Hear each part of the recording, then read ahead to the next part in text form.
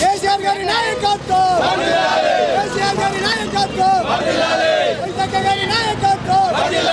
జై తెలంగాణ, జై తెలంగాణ, కేసీఆర్ గారి నాయకత్వం.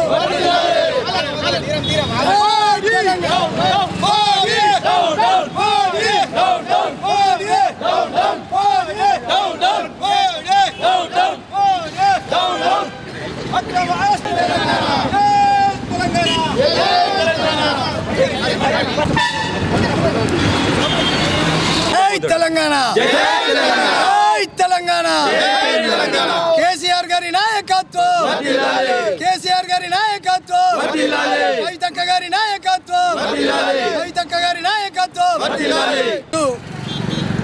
మనము ఇక్కడికి మాణిక్ బండార్ చెక్క దగ్గర మాగ్లూరు మండల బీఆర్ఎస్ పార్టీ కార్యకర్తలు అలాగే ప్రజలు కూడా ఇక్కడికి విచ్చేసి నిన్నటి రోజున జరిగిన కవితక్క గారి అక్రమ అరెస్టులకు నిరసనగా ఈరోజు రోడ్డుపైకి రావడం జరిగింది.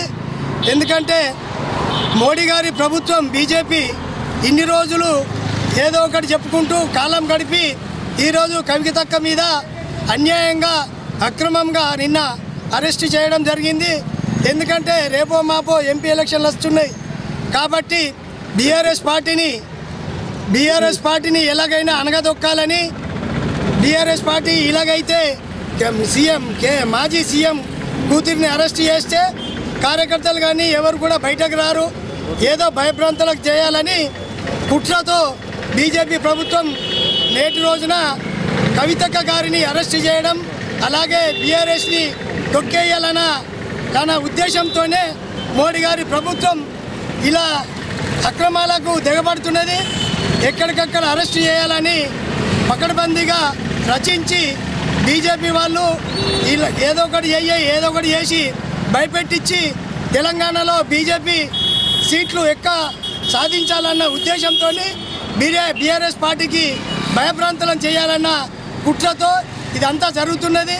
ఎందుకంటే ప్రజలు గమనిస్తున్నారు బీజేపీ పార్టీ ఏం చేస్తున్నది అనేది. బీజేపీ అండ్ కాంగ్రెస్ కలిసి ఆడుతున్న నాటకం ఇది. ఎందుకంటే ఇంతకుముందు కాంగ్రెస్ బీజేపీ వేరే ఉండే. ఇప్పుడు ఎప్పుడైతే రేవంత్ రెడ్డి గారు సీఎం అయినరో సీఎం రేవంత్ రెడ్డి కూడా మొన్న అన్నారు కదా మా పెద్దన్న మోడీ అని, అప్పటి నుంచే బీజేపీ కాంగ్రెస్ పొత్తు అనేది ఏర్పడ్డది. అందరూ ప్రజలు కూడా గమనిస్తున్నారు. దయచేసి పబ్లిక్ గమనించాలా ప్రజలు. ఎందుకంటే బీజేపీ కాంగ్రెస్ కలిసి బీఆర్ఎస్ని తెలంగాణలో లేకుండా చేయాలన్న కుట్రతోనే ఇదంతా జరుగుతున్నది. కాబట్టి దయచేసి పబ్లిక్ ప్రజలందరూ గమనించాలా. ఎందుకంటే ఇవి అక్రమ అరెస్టులు ఎన్ని రోజులు ఏం చేయలేరు. తీసుకుపోయినా కూడా ఎన్ని రోజులు ఇస్తారు, ఎన్ని రోజులన్నా జైలు వేసినా ఏం భయపడము.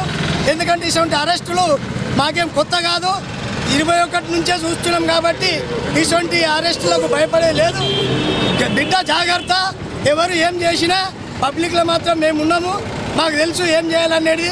మేము ఏ తప్పు చేయలేం కాబట్టి ఏమీ జరగదు. ఉంటే 4 రోజులు ఉంచినా కూడా ఏం చేయలేరు. కాబట్టి అందరూ పబ్లిక్ గమనించాలా. జై తెలంగాణ. రేవంత్ రెడ్డి గారు ఆల్రెడీ ఇంతకుముందే ఓటుకు నోటు కేసులో అరెస్ట్ అయ్యి జైలు పాలై వచ్చినాక కూడా అతన్ని, ఎందుకంటే వీళ్ళిద్దరు కలిసిరు కాబట్టి ఆయనను అరెస్ట్ చేస్తలేరు. ఎందుకంటే ఇదివరకు ఆల్రెడీ పోయొచ్చినోడు ఆయన మీద ఎందుకు చర్యలు తీసుకుంటలేరు మోడీ గారే చెప్పాలా, ఈ బీజేపీ వాళ్ళే చెప్పాలా. ఎందుకంటే ఆల్రెడీ ఓటుకు నోటు దొంగ కేసు కింద ఉన్నాడు కాబట్టి ఆయనని అరెస్ట్ చేయాలా, లోపలేసి నిజాలు తేల్చాలని కోరుకుంటున్నాము. జై